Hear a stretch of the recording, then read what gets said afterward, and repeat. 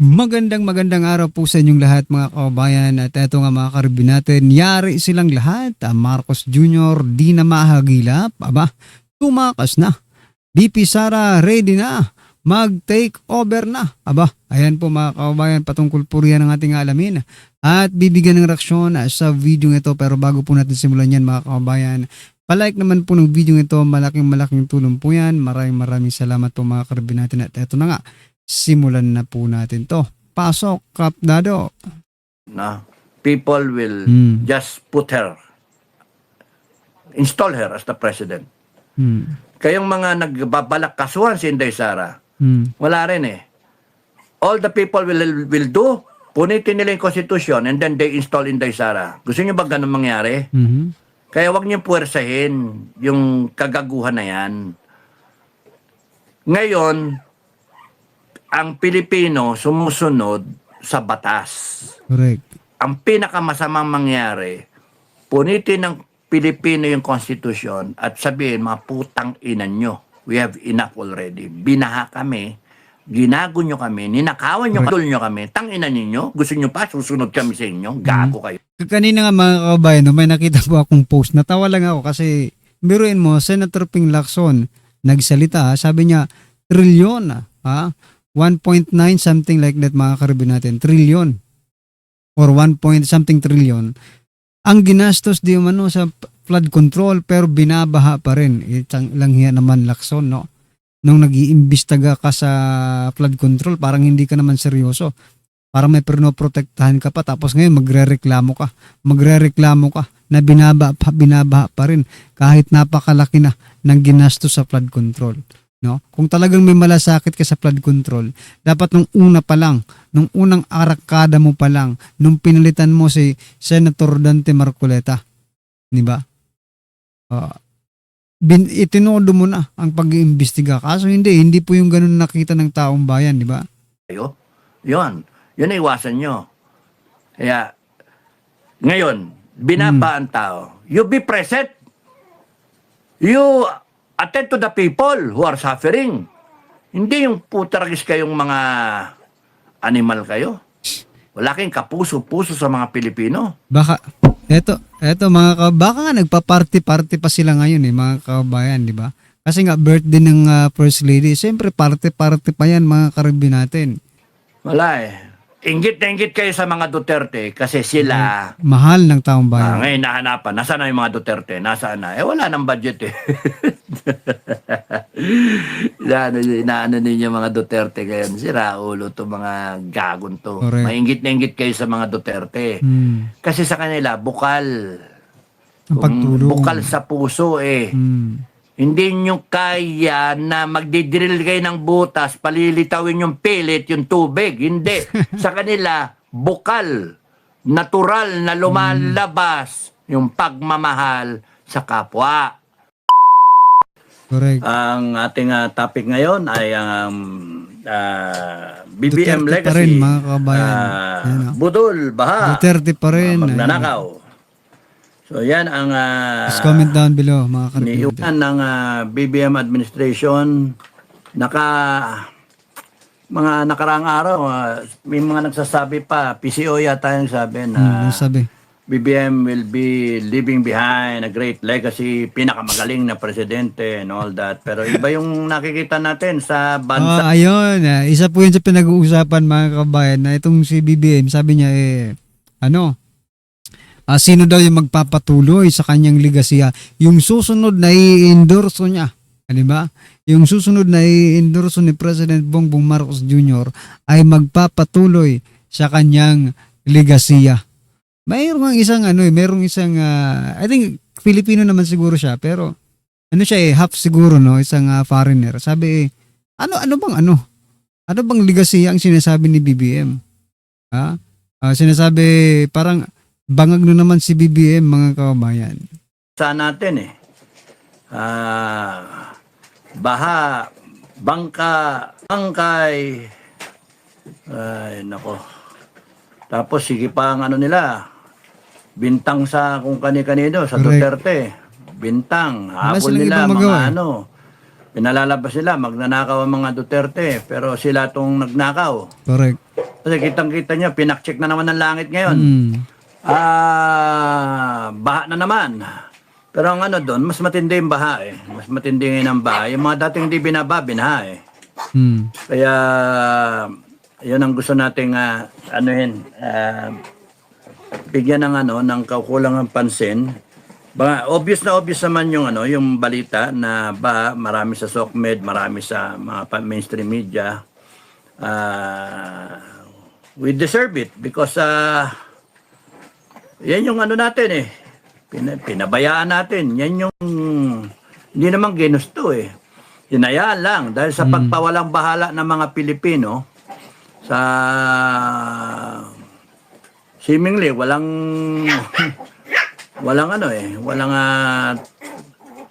walang nangyayari. So yan. Matagal pa ang tagulan. Abutin pa yan hanggang October. No? Iipunin daw eh. Iipunin daw yung tubig sa Paras talaga mag-amo, no? Si Vince Dizon pati si President Bongbong Marcos Jr. Parehas po. Parehas mga bangag. Ibiruin mo pati si Vince Dizon na na rin eh. Iipunin na rin daw niya yung tubig baha, mga kababayan. Bago pa ito pumunta sa ilog, sabi niya, sa Pasig River, ay hindi ba Pasig River ba yun? Correct me if I'm wrong Sabi niya sa ilog, basta sa river yun, okay? Sabi niya, iipunin muna natin. Ay nayupak na, iipunin nyo kahit ilagay nyo sa bahay nyo eh. Mas maganda ka sa bahay nyo lang bumaha sa mga bahay lang ng mga buhaya, di ba? November, parts of November. So, anong gagawin natin? Anong gagawin ninyo? Anong gagawin? Well, suck it up. Pagtyagaan ninyo, pagtyagaan natin. Lahat tayo apektado eh. Lahat tayo apektado. Ultimo yung OFW kasi yung mga nasa abroad na Pilipino, hindi naman nila maiwasan mag-worry sa kanilang mga pamilya. Correct. Either mabaha o ma-landslide. Ayan na naman, mag-ingay na naman. Yan na naman yung mga. Uy, Sige lang, kanina tahimik, ngayon mag-ingay na naman. Okay lang. Wala, anong magagawa natin? Anong gagawin ninyo? Anong pwedeng gawin? Wala, nandyan yung baha eh. Uulan at uulan. Science, no? Dalawa lang ang dumadaan dito sa atin na weather, dry and wet, no? Season. Dalawang season lang tayo. Correct. Isipin nyo kung snow pa yan. Kung snow. Ngayon nga nakakasuya Maraming nabuisit. Yung mga residente, hindi kayo makalabas ng bahay. Pinasok pa yung bahay ninyo ng tubig ba? Hanggang tuhod, hanggang bewang, Grabe nga, may nakita nga ako mga kababayan nag-jet ski, mga karibin natin, no? hanggang dibdib. Na? Basa yung mga gamit ninyo. Yung mga commuter, hindi makabiyahe. Hindi, walang Meron pa biyahe. dyan mga LGU. Oo, may nakita rin ako malamang nakita nyo rin to isang bus, di ba, bumibiyahe, tapos yung mga pasahero nakaangat na yung paa. Dahil yung bus puno na rin ng tubig, mga kababayan. Declare na lahat na LGU. And kayong mga senator, leaders who do not know what they're doing. Nandyan lang sila para sa title, para sa power. Pero yung thinking para sa Pilipino, wala. Malayo. Ngayon, magpamagalingan sila kuno na they care so much, pero actually, nabudol tayo. Yung flood control na yan. Kaya kayo mga maka-BBM, mga pro-BBM, maka-BBM, tumulong kayo sa mga Nasalanta. sa garbage Cleaning. control, garbage collection, tumulong kayo. Wala Yung mga rin nabaha, yung Ganun mga lang. naglitawan ng basura, linisin nyo. Tulungan nyo yung presidente ninyo na palpak gago. Ngayon, ibibintang lahat kay Duterte yan. Wala sila bang Ginagawa ibang yung magawa punching bag si Duterte. Makita nyo yung resolve ng isang leader. Ang totoong leader, hindi bibintang yan Correct. Gagawin niya, sosolbahin niya yung problema. Ang totoong leader, mga kababayan, may accountability yan. Whether or not ikaw ang gumawa or hindi, no, as long as it happened, no, sa pamumuno mo, there is still an accountability to you because there is a chain of command. At the end of the day, mga karibyo natin, no? Ikaw at ikaw pa rin ang sisisihin, no? Kasi ikaw ang pinakamataas. Sa lahat, sa ranggo, kumbaga sa ranggo, mga kababayan, ikaw ang pinakamataas eh. So, hindi naman gagalaw ang mga hinayupak na ito kung hindi dahil sa iyo rin, di ba? So, gaya ni former President Duterte, no? Although alam natin, former President Duterte, walang kasalanan po sa mga dyan sa AJK na sinasabi nila, di ba? Pero dahil nga sa sinabi ng former president na I will take full responsibility, di ba? Sa kung anumang mangyayari. Ako, sabi niya, ako, di ba? Pinagmalaki niya pa yung dati na siya ang mag-take responsibility kasi hindi niya hahayaan na may police na makulong dahil may mga pamilya rin ang mga yan, mga kabayan. Yeah? Problema. Maintindihan mo yung problema, huwag mo ipapasa sa dating nakaraan mo na ganito, ganyan. Hindi. Tapusin mo yung problema. Correct. Kung meron man pagkukulang yung mga nakaraan ng mga presidente, mga nakaraan ng mga leader, pagdating sa iyo, tapusin mo yung problema. Kasi ang presidente, problem solver yan eh, no? Yung mga, kasi hindi naman perfecto lahat. Aminin natin, mga kabayan, there is no such perfect, mga karibin natin, na gobyerno, di ba? Yung nakaraang gobyerno, may imperfection. So, kung nakita mo yung mga problema noon, you have to solve it, no? Tapos yung mga problema ngayon, you have to solve it, no? Para pagdating ng susunod na presidente, yung papalit sa'yo, kung ano man po yung kanilang nakikitang imperfection sa'yo, uulitin din nila yon. I mean, isosolve din nila yon. Uulit-ulitin lang na pag-solve. Kasi nga, problem solver kayo eh, di ba? Hindi kayo yung pasimuno ng problema ng Pilipinas, nayupak na yan. Nababaliktad na eh. Kaya ikaw, Madam Inday Sara, pagka ikaw naging presidente, if ikaw magiging presidente someday or in the very near future, tapusin mo yung problema. Huwag nang kasalanan ni BBM, huwag nang kasalanan ng mga puta ng mga buhayan. Hindi, talagang pananagutin natin sila. Pero tapusin natin yung problema. Correct. It will take time para maayos ito lahat eh. Kasi it takes planning, budget, construction, lahat ng ano na yan para maayos yan. And probably in a one presidential term na 6 na taon, kaya naman sigurong maayos, no? And then pagka nasundan pa ng... Pero ito Kapdado, aminin man natin sa hindi, no? Whether we like it or not, and we admit it or not, talagang maihirapan. Maayos ngayon, 6 years, yung mga ginawa ni President Bongbong Marcos Jr. Anyway, what I'm trying to point out, yung utang, yun doon ako pasensya na mga kabayan, yung utang kasing nasa isip ko no? Hindi siguro mababayaran yung utang, agad Hindi tayo makaka-recover sa utang kasi ngayon pa lang malaki na pang utang, di ba? Mga kakabayan, sinobrahan kasi nila Isa pang magaling na presidente, 12 na taon, medyo maganda na Pilipinas noon. Pagka nasundan pa ng isa, napakaganda na ng Pilipinas noon. But it has to start in such a way na support you have in mind, Madam Inday, at kung sino man kayo na mga gustong maging presidente, ay tapusin yung problema. Hindi ganito lagi. Tumanda na mga Pilipino, ganyan may baha o umulan, babaha. May mga dating mga project na kagaya yung flood control sa may bunga flood spillway, no? Okay sana yun. Kaso yung volume hindi naman yung volume ng ulan mas madami ngayon mas malaki yung mga bagyo ngayon, mas malalakas.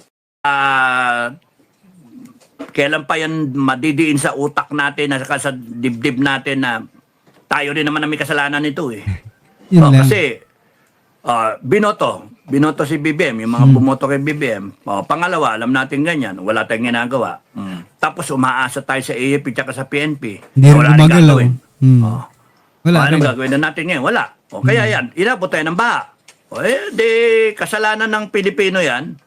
Pagdating ng eleksyon, bumoto ulit kayo. Benta nyo ulit boto nyo. Benta nyo ulit. Konting tupad, konting ayuda. pagbili nyo yung boto nyo, 3,000, 5,000, 2,000, minsan 1,000 lang, 500 eh. Okay na, benta nyo, boto nyo. Pagka dinaya ng COMELEC, pabayaan nyo. Wala kayong ano. Wala naman kayo pakialam eh. Wala kayong pakialam. Kaya nga, kung ganyan ang ganyan, okay na. Okay na sa langit yan. Pakcheck ng pakcheck ang langit. Bahayin kayo habang buhay. Correct. Yun na yun. Magbangka na lang kayo. Toyota will come out with pati Mitsubishi, Honda, Tesla, bangka. Bangka. Oh, merong two-seater, may one-seater, malit na bangka yun. May three-seater, may 10-seater na bangka. Motorboat pa. Motorboat Merong 10-speed.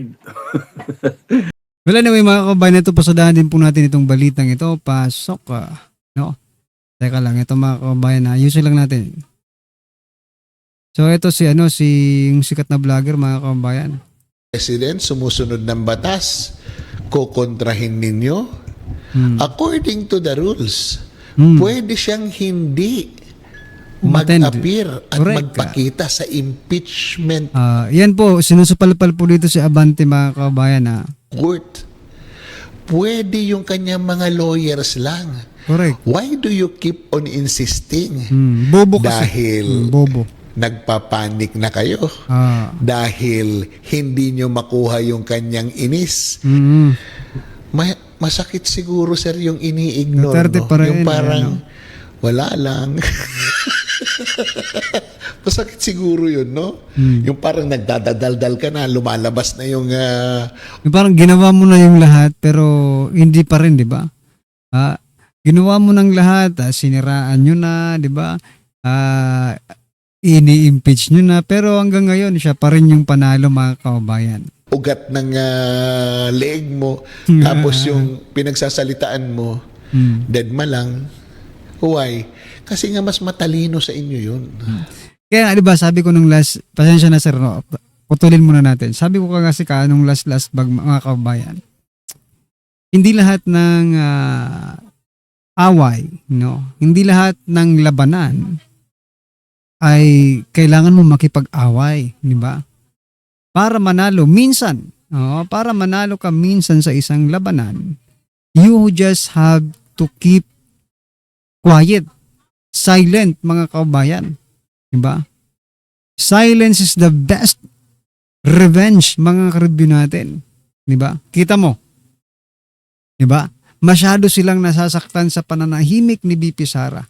Wala pa yang ginagawa. Paano kaya kung may gawin na yan? Diba? Hindi kaya magkanda, ano na kayo dyan, magkauga-uga na kayo. Tactician yun. Daldalero ka lang.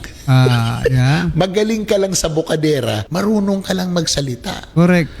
But actually, you are hollow and empty inside.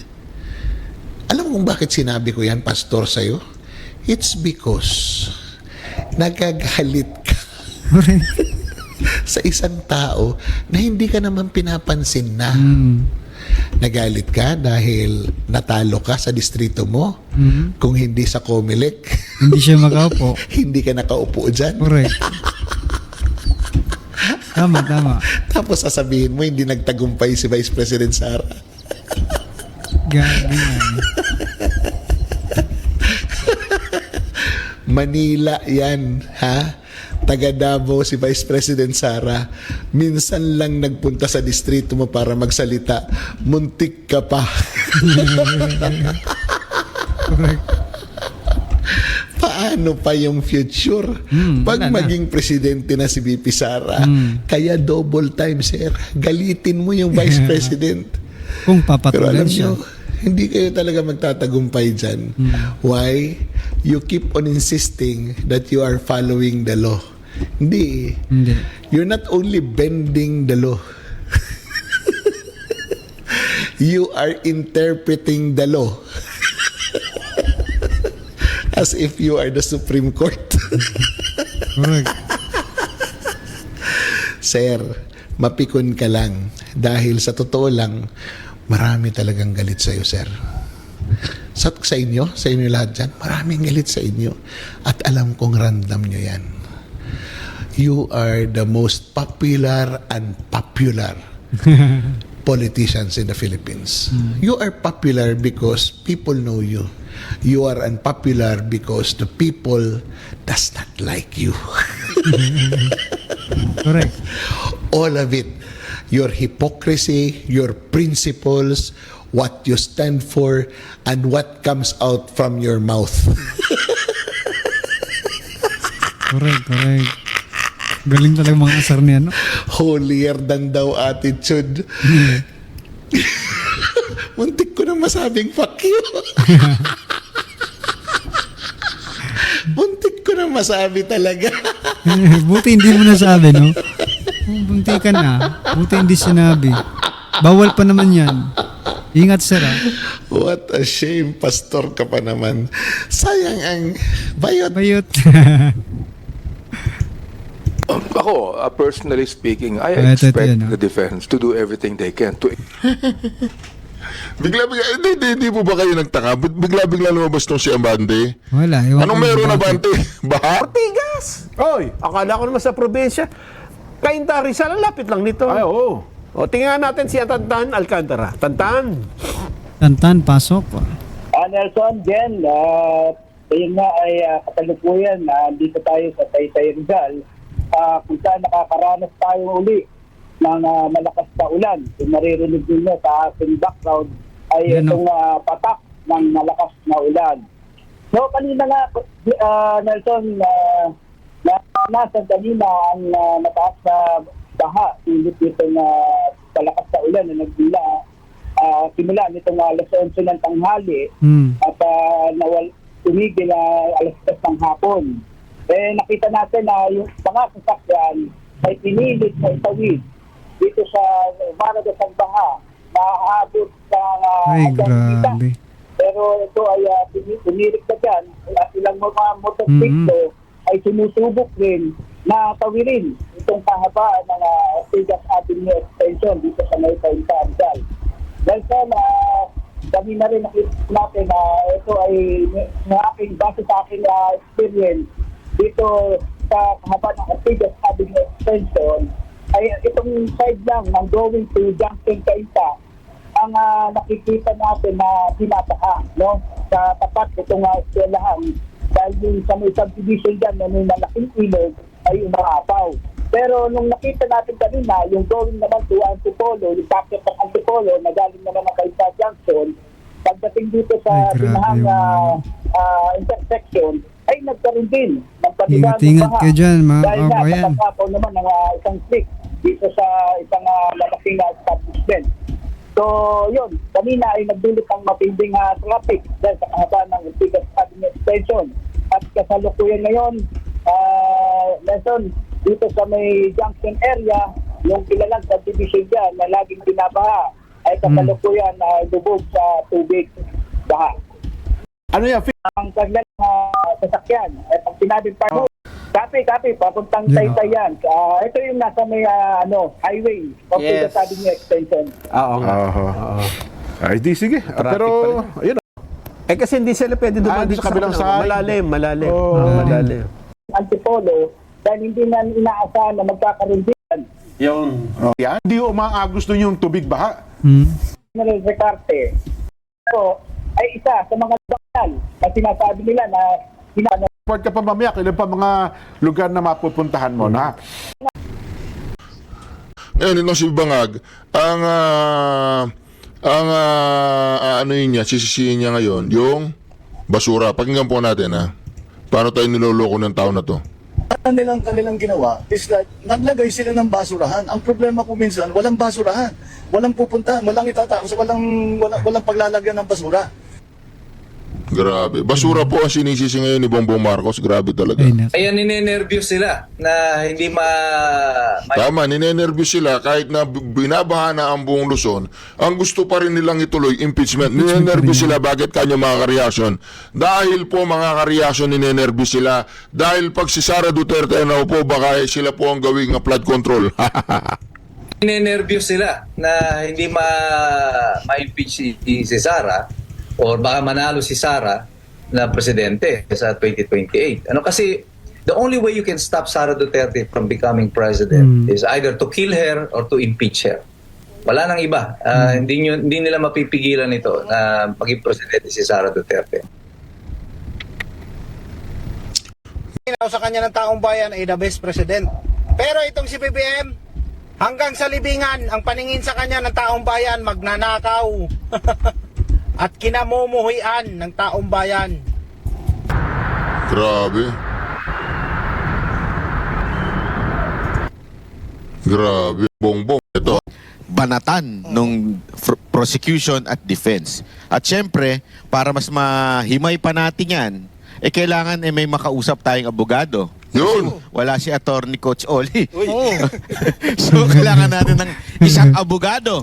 Siyempre, yung isang dumaan sa matinding litigation o trial lawyer. Kaya, siguro introduce na natin. Nandyan pa na po ba kayo? Magparamdam po kayo, Attorney Mike Operario, Yes. isang trial lawyer po. Attorney Mike, magandang araw po. Ayun. Magandang gabi mga Grabe. idol. Kay Jack, Barat, RJ. It's nice to be here. Nakasama ko rin kayo sa bukas. Yun. Lagi natin napapanood to sa SMNI. nakasabay ako sa kanya eh. Oo. Oo. Gwapo eh. Oo. Oo. Oo. Bakit pagkano, gwapo? Papangit, binablak ko eh. Diba? Kapag gwapong lawyer, matalino, maganda, palo yan. Oo, hindi ka nagsasalita, palo yan. Pero pag makapangit, kakain na rin nun, bulak yan. Oo. Ayan, attorney, magbigay naman kayo ng konting background po sa inyo para sa ating mga first-time viewers na mapanood po kayo. Ano po ba ang inyong karanasan pagdating po sa pagiging isang trial lawyer? Well, I've been a lawyer for 31 years already. I passed the bar in 1995.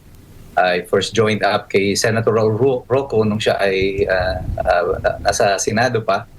But actually, I joined up Rocco Bunyag Kapunan. Si Robocop ang tawag dyan noon eh.